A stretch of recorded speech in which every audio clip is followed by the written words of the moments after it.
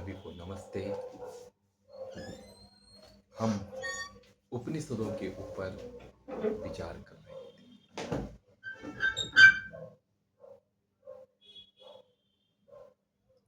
उपनिषदों के सौंदर्य का रसपान कर रहे थे। उपनिषदों का सौंदर्य खुद अपनी आत्मा का सौंदर्य है। जो उपनिषदों के सौंदर्य में प्रवेश करेगा वह अपनी आत्मा का रसपान करेगा। उपनिषद आत्म सौंदर्य की अभिव्यक्ति है।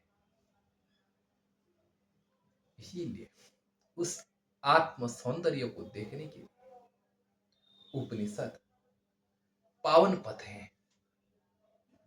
उस पावन पथ से ही मानव अपने जीवन को दिव्य बना सकता है। उपनिषदों के पावन मंत्रों से आप सदा अपनी आत्मा का रसपान करते हुए, अपनी आत्म मदिरा का पान करते हुए आप सदा प्रसन्न, दुख रहित, हंसता हुआ चेहरा, तनाव टेंशन से रहित होकर अपने कर्मों को करेंगे, अपने व्यवहार को करेंगे। उपनिषद आपको महान सिंहासन पर आरूढ़ करता है, जहां भौतिक जगत आपको तुच्छता के ऊपर स्थित करके आपको पतनाभिमुख करता है, वहीं उपनिषद आपको आपके माध्यम से एक महानतम सिंहासन पर आसीन करता है।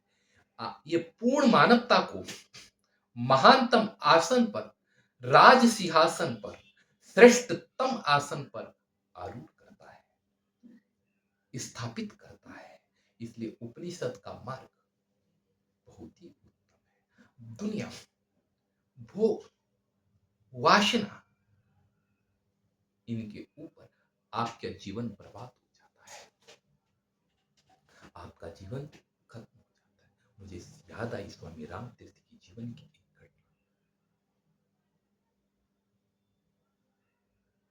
स्वामी राम तीर्थ एक गली से निकल रहे थे और वह थोड़ा आगे जाकर के देखते हैं कि एक घर में आग लगी।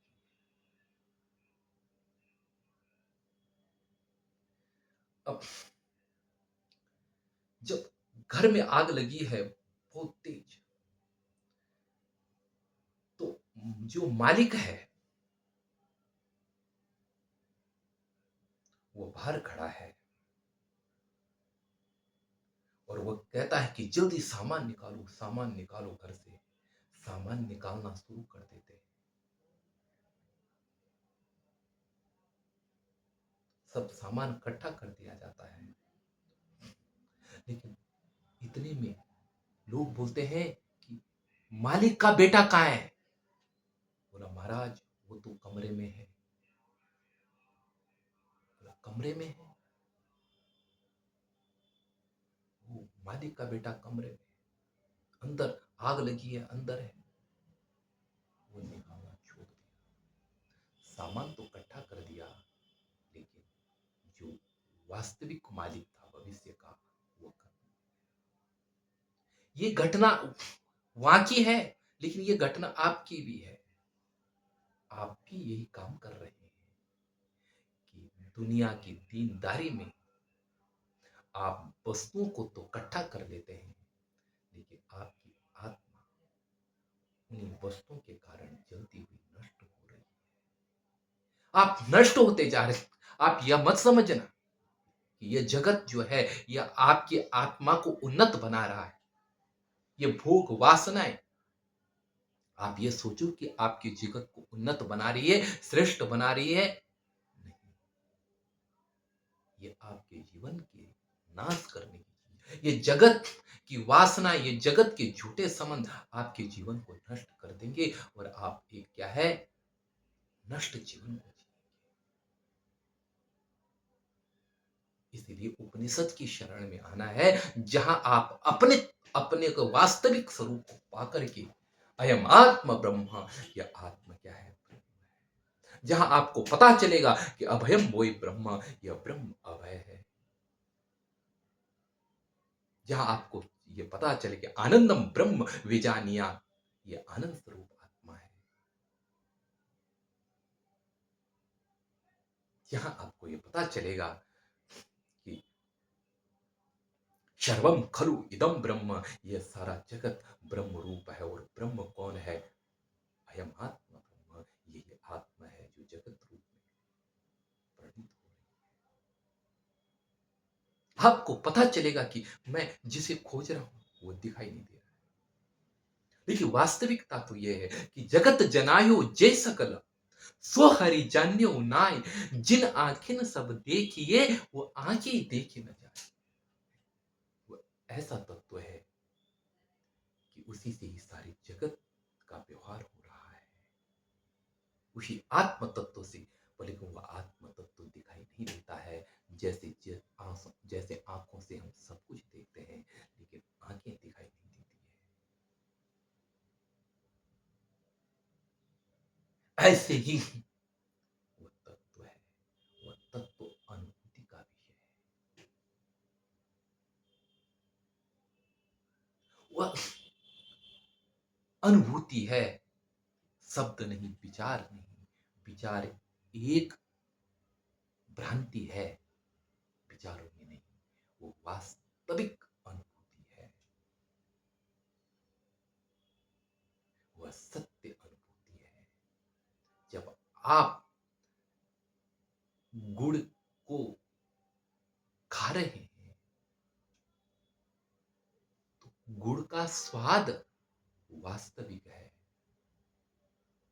गुड़ की मिठास वास्तविक है, लेकिन गुड़ मीठा होता है, उसका जो विचार है वह मिठास नहीं है। विचार बनावटी है, वास्तविकता जो है वह सत्य होती है। विचार बाद में आ जाते हैं, उस ब्रह्म का अनुभव होता है, लेकिन विचार नहीं है। विचारों में वही नहीं, विचार तो मुर्दा है। आपने कोई चीज देखी, आपका इकट्ठा किया हुआ विचार,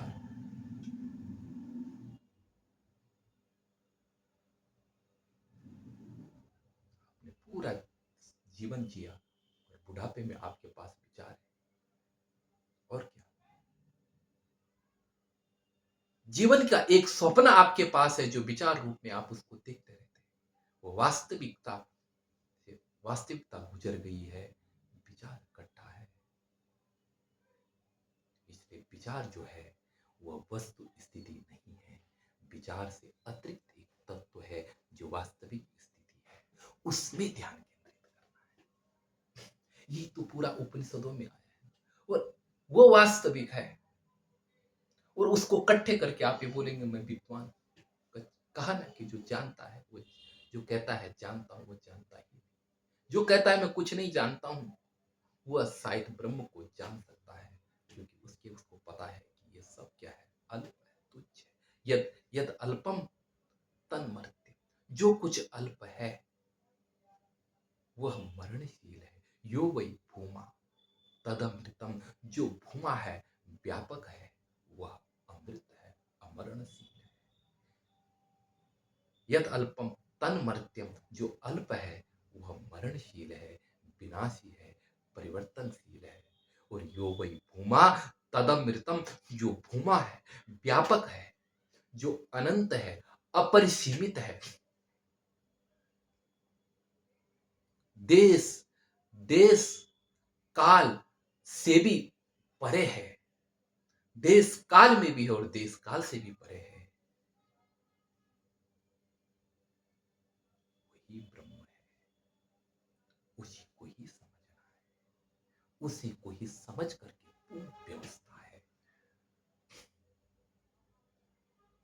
और पीछे बताया है सब चीज कि कैसे कैसे विवेक के माध्यम से, कि बिना विवेक का तो उसे आप समझ ही नहीं सकते, और विवेक के भी तरीके बता रखे हैं।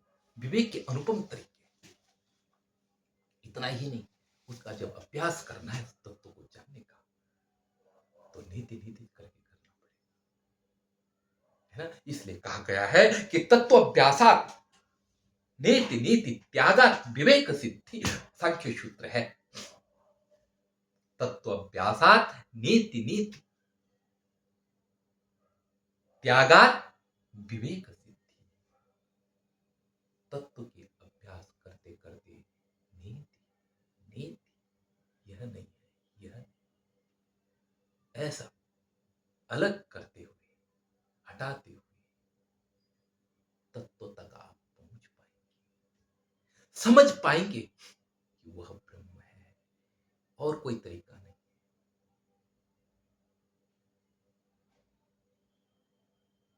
वही उसको समझने का तरीका है। जब तक आप राग के अधीन हैं, तब तक आपको दुनिया बहुत अच्छी लगेगी। ये जो राग द्वेष ये शत्रु हैं, ये अविद्या के जो पुत्र हैं, योग दर्शन के माने,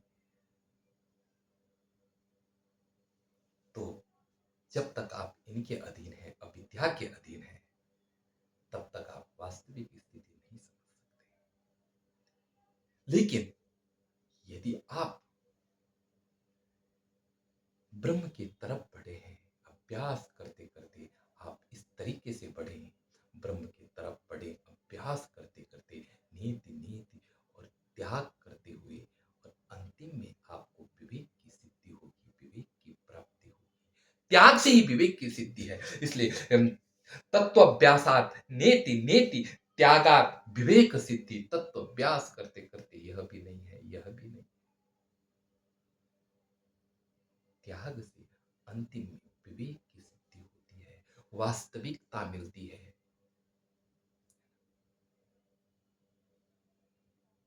जैसे किसी व्यक्ति को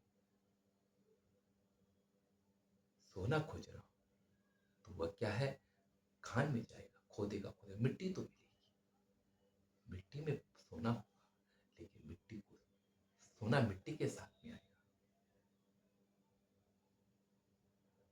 लेकिन खोदते खोदते जब आप मिट्टी इकट्ठे करोगे, मिट्टी को निकाला ही जाएगा, क्योंकि वो मिट्टी के साथ में है।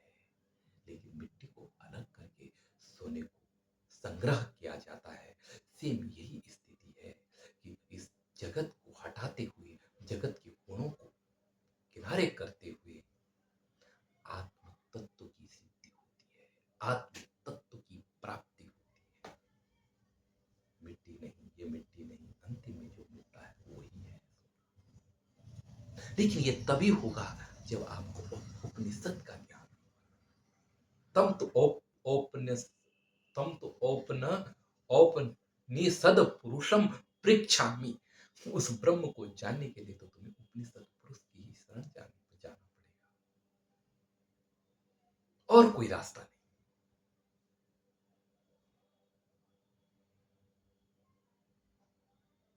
श्रुति को पकड़ना पड़ेगा। और ये तरह था अंध परंपरा, अगर इसको हटा करके तो सब अंध परंपरा है। सांख्य सूत्र में बहुत अच्छा सूत्र है। इतना ही नहीं, बहुत ही उत्तम उत्तम सूत्र रखे सांख्य, बहुत उत्तम से उत्तम सूत्र है सांख्य सूत्र। आगे लिखते हैं कि विवेका निःश्रेष दुख निवृत्तौ नेतरात नेतरात है। लिखते हैं कि विवेका निःशेष दुख निवृत्तौ, विवेक से क्या होगा, निःशेष जितने भी हैं दुख है सबकी निवृत्ति हो जाएगी, क्योंकि आपको पता चल जाएगा कि सुख दुख जो है प्रकृति के गुण है। विवेकात निःश्रेष, विवेकात निःशेष दुख निवृत्तो, विवेक से जो शेष बचे हुए सारे दुख हैं उनकी निवृत्ति हो जाए।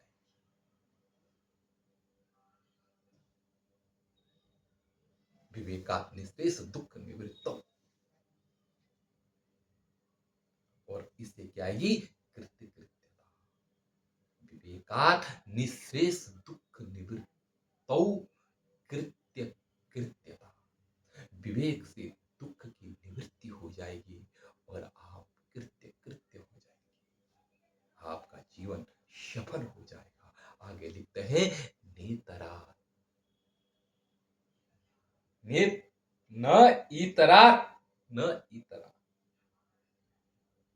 न इतरा न इतरा, और कोई मार्ग ही नहीं, अलग और कोई ऐसा मार्ग नहीं है कि जिससे क्या है कि आपको मोक्ष मिल जाएगा।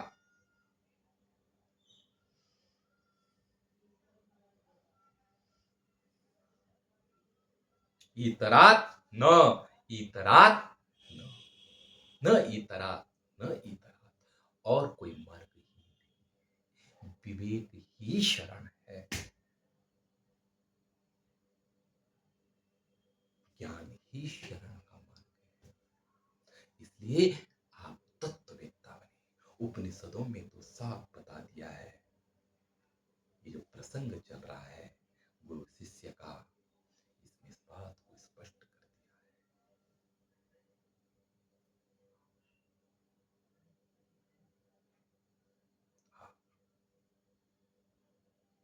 स्पष्ट कर दिया इस बात को कि वह जो तत्व है वह आपको आपके विवेक से ही मिलेगा। अच्छा, उपनिषद में तो यह लिख दिया यहाँ की प्रतिबोध विदितम मतम ममृतत्वम ही विन्दते आत्मना विन्दते प्रियम विद्याया विन्दते मृतम।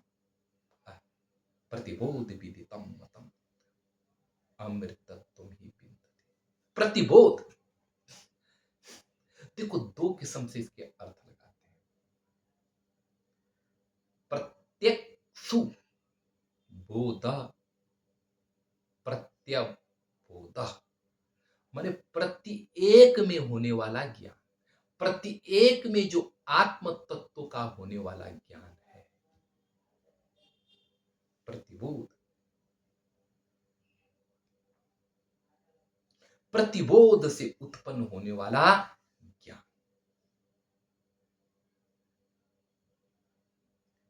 सब में प्रत्येक आत्मा का ज्ञान, प्रत्येक आत्मा, सब में सब में सब में सब में आत्मा है, इस प्रकार जो ज्ञान उत्पन्न हुआ ज्ञान है ना। प्रतिबोध विदितम मतम, प्रतिबोध से उत्पन्न ज्ञान, प्रतिबोध से माने प्रत्येक में आत्मा है, यह ज्ञान जो उपनिषदों ने बताया है, इससे होने वाला जो आपको ज्ञान है, अनुभूति है, वही क्या है, मतम, वही वास्तविक ज्ञान है। अर्थात उपनिषदों ने जो यह बताया है कि सब में आत्मा है, इस प्रकार के ज्ञान से जो आपको अनुभूति होती है, वही वास्तविक ज्ञान है। प्रतिबोध माने प्रत्येक में आत्मा है, ऐसा जो उपनिषदों ने बताया है, ऐसा जो विदितम ज्ञान है, वही क्या है, मतम माने वास्तविक ज्ञान। एक अर्थ यह, और दूसरा अर्थ यह है कि प्रति शब्द उल्टे अर्थ में लगता है। विषय जो है वह क्या है, बाहर का ज्ञान करते हैं, है ना, और बोध होता है। लेकिन अब प्रतिबोध, अब उन इंद्रियों बाहर का ज्ञान करती है ना, विषयों का ज्ञान करती है। अब उनका प्रतिबोध माने पीछे की तरफ उल्टा बोध, अपनी है आत्मा की तरफ जाने का बोध, आंखों में जो चेतना है उसके तरफ जाने का ज्ञान, बुद्धि में जो चेतना है उसके तरफ जाने का ज्ञान, इस यह जो ज्ञान है, यह जो प्रतिबोध है, ये जो यह अपने आत्मा का उल्टा जो ज्ञान है, अंदर की तरफ जो ज्ञान है, उपनिषदों ने जो ये ज्ञान बताया है, इस ज्ञान से होने वाली जो अनुभूति है, वही क्या है, मतम, वास्तविक ज्ञान है, वही है मानने योग्य है। मतम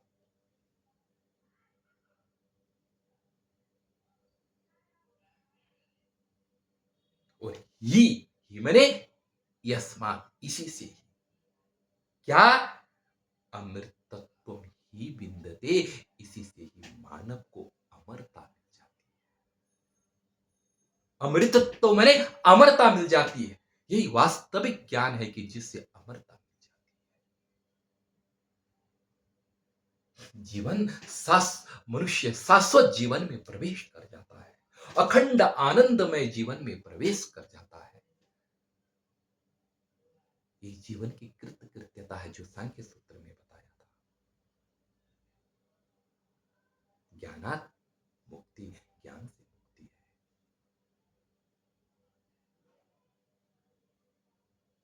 कृत्यता वह क्या है? परम ज्ञान। वह क्या है? अमरता मिल जाती है, जन्म बंधन से मुक्ति मिल जाती है। और ये कैसे मिलेगी? आत्मा का ज्ञान से मिलेगी। प्रतिबोध हुआ, उससे क्या है? अमरत्व की प्राप्ति होगी। लेकिन यह अमरत्व प्राप्त करने का साधन क्या है? तो बोला कि विद्यया विद्यते अमृतम। विद्या के द्वारा अमृतत्व की प्राप्ति होगी। ये विद्या क्या है? उपनिषद विद्या। इसी के द्वारा क्या? अमृतत्व की प्राप्ति होगी। जो प्रत्यात्मक बोध है, उससे क्या? अमरता मिलती है। और ये प्रत्यात्मक बोध क्या है? विद्या है। और इसी के द्वारा अमृतत्व की प्राप्ति होती है। व्यक्ति क्या हो जाता है? अमरत्व यानी आत्मत्व की प्राप्ति हो जाती है। यहाँ पर ऊपर में अमरता का अर्थ है पुनर्जन्म का न होना, और नीचे में जो क्या है? विद्या के द्वारा अमृतत्व की प्राप्ति है, वह क्या है? आत्मतत्व की प्राप्ति होती है। क्योंकि अविनाशी वारे अयम आत्मा अनिविच्छ धर्मा। उपनिषद में कहा गया है कि यह आत्मा क्या है? अनिविच्छ धर्मा है। और अविनाशी वारे अयम आत्मा, इस आत्मा का कभी विनाश ही नहीं होता। अविनाशी, अविनाशी मैंने विनाश, मृत मैंने विनाश, और अमृत मैंने अविनाश। मृत मैंने विनाश और अमृत मैंने अविनाश है। विनाश मैंने नाश, नष्ट होना, मृत होना है। और अविनाश मैंने अमृत होना, जो क्या है? सदा रहने वाली कौन? आत्मा, उसकी प्राप्ति होती है। ठीक है, जब आत्मा की प्राप्ति हो जाती तब क्या होगा? आत्मा विद्यते प्रियम। आत्मा से फिर क्या है? प्रिय की प्राप्ति होगी, सामर्थ्य की प्राप्ति होगी। एक बिडेन, एक क्या है? महान व्यक्तित्व प्राप्त होगा। उपनिषद के ज्ञान से अमरता की प्राप्ति होती है। और वह आत्मा के ज्ञान से, आत्मा के ज्ञान से, चेतना के ज्ञान से अमरता मिलती है। और उस अमरता का साधन कौन है? विद्या है, उपनिषद विद्या है, आत्म विद्या है ना। अमरत्व की प्राप्ति होगी, है, अमरता की प्राप्ति होगी। अब देखिए, पुनर्जन्म नहीं होगा। और उस पुनर्जन्म जो है, वह पुनर्जन्म कब होता है? जब विद्या, अब पुनर्जन्म से रहित व्यक्ति कब होता है? जब विद्या के द्वारा अमृत आत्मा की प्राप्ति हो जाती है। और आत्मा जब मिल जाती है तब क्या होता है? सामर्थ्य की प्राप्ति होती है। एक तरफ बता दे उपनिषद, आत्मज्ञान, वास्तविक ज्ञान, आत्मानुभूति है। उपनिषदों का जो ज्ञान है, वह जब हमें क्या है? उसे में प्राप्त हो जाता है तो वास्तविक ज्ञान बनता है। और उससे पुनर्जन्म से रहित व्यक्ति हो जाता है। और उस पुनर्जन्म को प्राप्त करने का साधन, उस पुनर्जन्म, जो पुनर्जन्म, उस पुनर्जन्म जो जो पुनर्जन्म है, जो हमने क्या है? पुनर्जन्म से जो रहित हमें होना है, वो किसके द्वारा होंगे? है, तब बोला कि वह आत्म तत्व के द्वारा होंगे। और वह आत्म तत्व किससे प्राप्त होता है? विद्या से प्राप्त होता है। और उस आत्म तत्व से क्या होता है, व्यक्ति चेतना व सामर्थ्यवान बनता है। एक साधारण सा अर्थ है, एक बार साधारण सा अर्थ भी कर लेते हैं कि उपनिषदों के द्वारा प्रतिपादित जो बोध है वह ज्ञान ही वास्तविक ज्ञान है। विद्या के द्वारा और उससे और इसी से ही अमृत तत्व की प्राप्ति होती है, और उस अमृत वह उससे अमृत तत्व की प्राप्ति होती है। उस अमृत तत्व को प्राप्त कराने वाला साधन कौन है? विद्या। इसलिए विद्या के द्वारा अमृतम अश्नुते, अमृत तत्व का भोग होता है, और अमृत तत्व जब मिल जाता है तो आत्मा से सामर्थ्य पैदा हो जाती है, क्योंकि वह क्या है, उसे पता होता है कि ये मरेगा, शरीर मरने दे, मैं तो शाश्वत हूँ।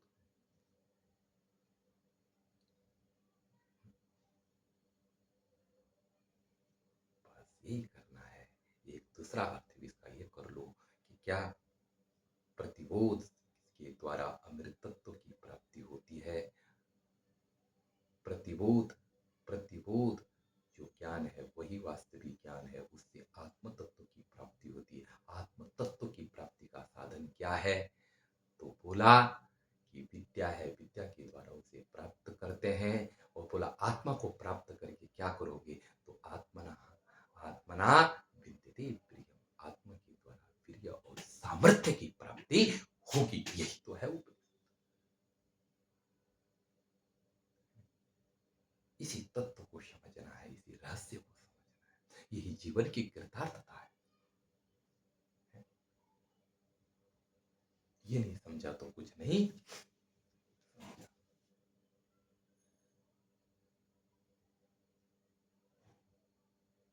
एक मृण्मयन सर्वम मृण्मयम विज्ञातम, एक मृण एक पात्र से जैसे सारे पात्रों को समझ लेते हैं? यही एक आत्मा है, जिस आत्मा के द्वारा आप सब कुछ समझ जाओगे। इसमें विचार करेंगे आगे हम कि कैसे कैसे समझा जाएगा एक आत्मा के द्वारा सारा विश्व।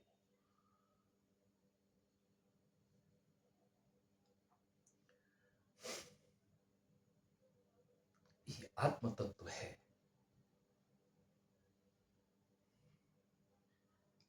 इसी आत्म तत्व को आपको समझना है,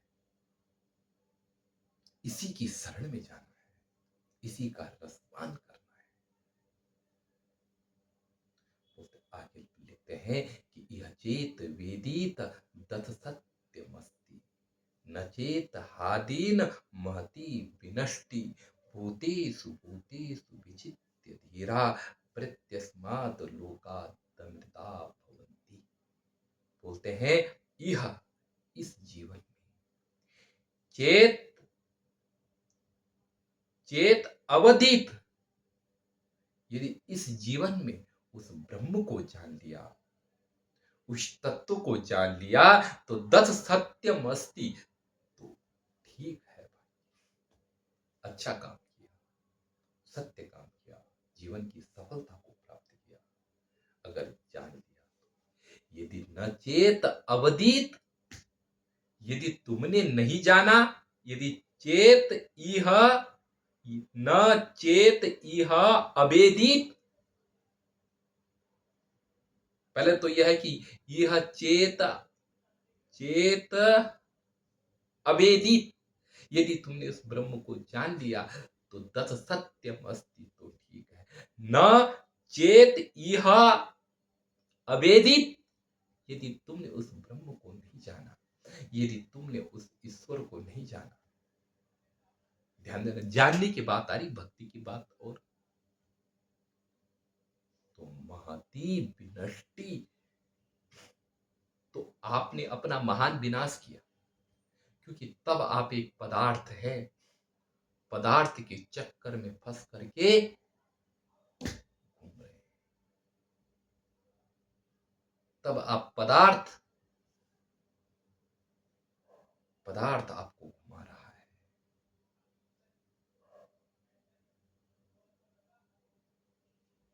तब पदार्थ ही आपको चक्कर कटा रहा है, पदार्थ में आप कट रहे हैं, मर रहे हैं, दुख भोग रहे हैं। यदि जान लिया तो ठीक है, अच्छा है, यदि नहीं जाना तो महान विनाश किया।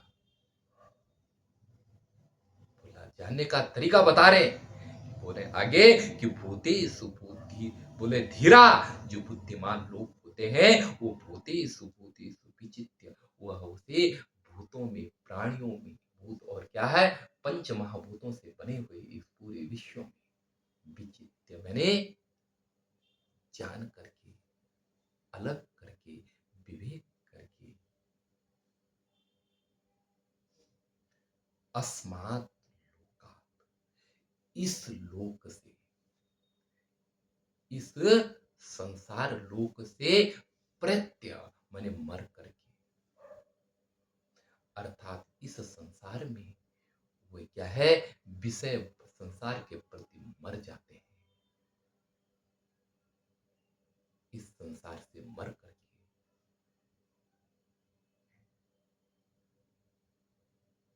इस संसार के प्रति वो जीते जी मर जाते हैं, क्योंकि संसार है ही नहीं, ये तो बंधन है, इसके प्रति मरना है।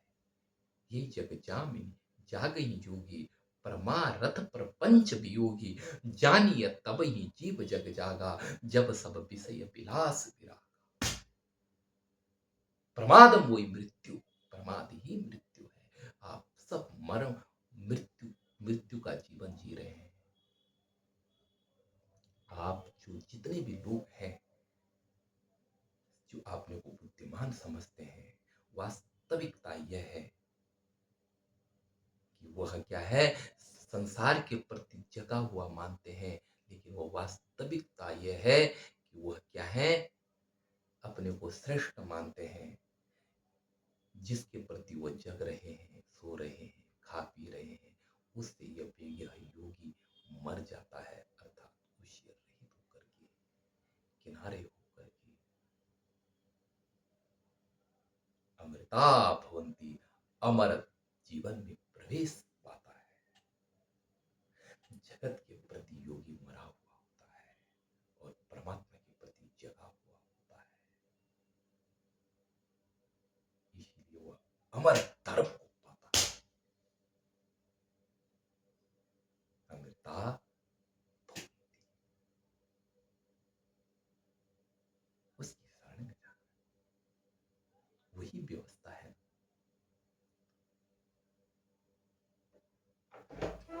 अगर उसकी शरण में नहीं जाओगे तो जीवन में कुछ नहीं मिलने वाला है, केवल दुख ही है जीवन, दुख का भोग, दुख का भार है। अगर आप जग गए तो दुख विदा, और अगर आप क्या है नहीं जगे तो आप केवल दुख की गठरी को अपने जीवन में इकट्ठा कर रहे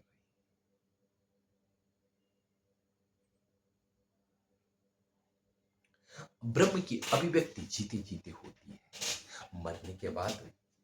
कुछ लोग बोलते मरने के बाद स्वर्ग, यहाँ कोई स्वर्ग की कल्पना नहीं। हमने स्वर्ग के विषय में पीछे बात की, आप स्वर्ग के विषय पे सुन लेगा, लेकिन यहाँ पर ऐसा नहीं कि मर करके सीधा स्वर्ग चले जाएगा। इस जग से मर करके अमर, इस जग से मर करके अमर जीवन में प्रवेश पाता है। या दूसरा अर्थ भी लोग ये करते हैं कि इस जगत से मर करके वह अमृत को प्राप्त हो जाता है, अर्थात पुनर्जन्म उसका नहीं होता है, बारंबार नहीं मरता है। तो आप इस जीवन में आए, आप इस जीवन को जिए। ये जीवन ब्रह्म ज्ञान के करते करते आपके जीवन में ब्रह्म ज्ञान से सामर्थ्य का सृजन जो होगा वह विश्व मंगल के लिए होगा। आप विश्व मंगल का कार्य करेंगे।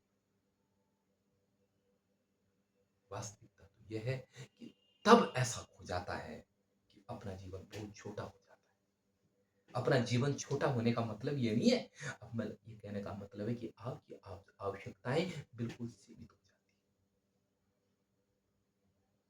जाती है। एक राजा थे, उन्होंने गित्स को कहा, कि मेरे मेरे खजाने में जो, मेरे धनकोष में जो धन है, उसे सब संतों को बांट देना। राजा ने जैसे यह आज्ञा दिया, तो गित्स ने क्या किया कि दूसरे दिन घोड़ों पर धन लेकर के संतों की झोपड़ी की तरफ गया। जैसे वो संतों की झोपड़ी में गया और थोड़ा थोड़ा वहां कुछ धन रख दिया। रात को संत आए, संतों ने देखा, अरे ये धन रखा हुआ है मेरे लिए, हमारे लिए। चढ़ी मौज फकीर को, झोपड़ी दी जलाई है, उठाई अपनी झोपड़ी पे आग लगा दी। अब फिर दूसरे दिन आया, अब तो वहां झोपड़ी नहीं। अब वो क्या है, संतों के पास गया कि महाराज, आपको ये राजा ने ये धन दिया। उन्होंने कहा कि देखो, हमें धन की कोई जरूरत नहीं, हमारी आवश्यकता सीमित है, हमें थोड़ा बहुत मिल जाता है, खाने पीने के लिए हमारा पेट भर जाता है। लेकिन राजन, ये जो धन है ये समाज का है, इसको हमें नहीं, चलो मेरे साथ, मैं दिखाता हूँ, ये गरीब, ये दीन, ये है, इनको बांटो, इनका भला करो, हमारे ऊपर ज्यादा खर्च करने की कोई आवश्यकता।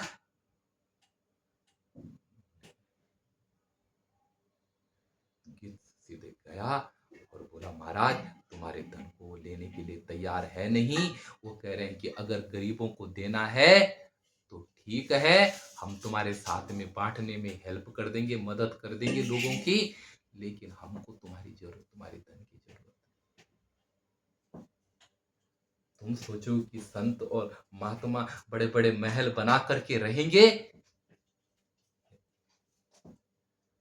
त्याग, ये सामर्थ्य उपनिषदों में आती है। जब तक उपनिषद न पढ़ा हो तब तक कोई समाज सेवी नहीं बन सकता है।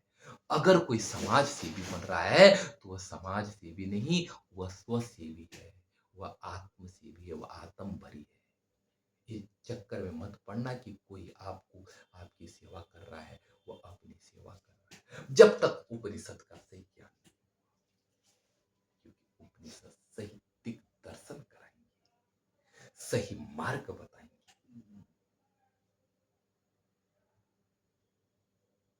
उपनिषद आपको यथार्थ बताएंगे, जिसका अतिक्रमण नहीं हो सकता वो तत्व बताएंगे।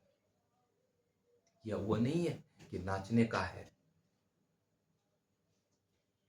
आपको संगीत के माध्यम से आपकी बुद्धि को भ्रमित करने का ये रास्ता नहीं।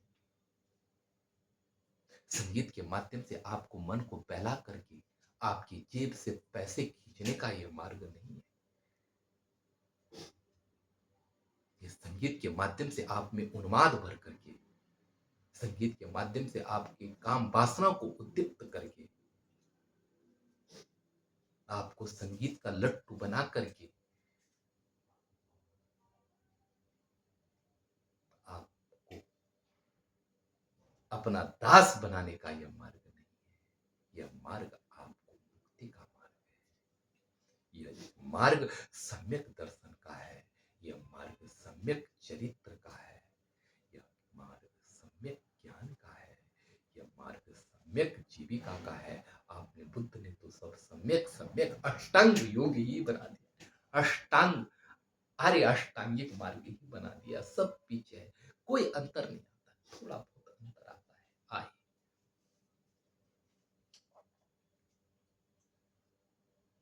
इसलिए आप अपनी सत्पुरुष की शरण में जाओ, उसको पाओ, उसको देखो, उसके लिए अन्वेषणशील बनो। एक बात उपनिषद का मार्ग में जब आप आएंगे, जैसे रास्ते से गुजरते हैं, एक रास्ता हो और उस रास्ते में से जब हम जाएं तो उस रास्ते में जैसे विभिन्न पड़ाव आते हैं, ऐसे ही जब आप उपनिषद के मार्ग में जाएंगे, ऊपरी और ब्रह्म तत्व की तरफ जाएंगे, तो यह पड़ाव सब विकास के पड़ाव हैं। यह सब होते हुए आप जाएंगे, क्योंकि उसका त्याग नहीं हो सकता है, क्योंकि बुद्धि और विवेक का मार्ग है। आपका विकास और समाज का विकास और मानवता का विकास और उन्नति के आसन पर आरूढ़ हो। मानवता होगी ही, भौतिक विकास भी होगा और यौगिक विकास भी होगा। आत्मिक विकास, आध्यात्मिक विकास, चेतना का विकास भी होगा। तो क्या है? सामाजिक विकास, आर्थिक विकास, और क्या है? भौतिक विकास, सब कुछ होगा। लेकिन यह उन विकासों के लिए नहीं, ये विकास रास्ते के पड़ाव।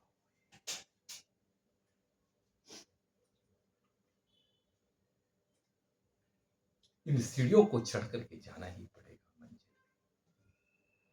जाता ही है। ये विवेक का मार्ग। तो मैं अपनी वाणी को विराम देता हूँ। सभी को शुभ रात्रि।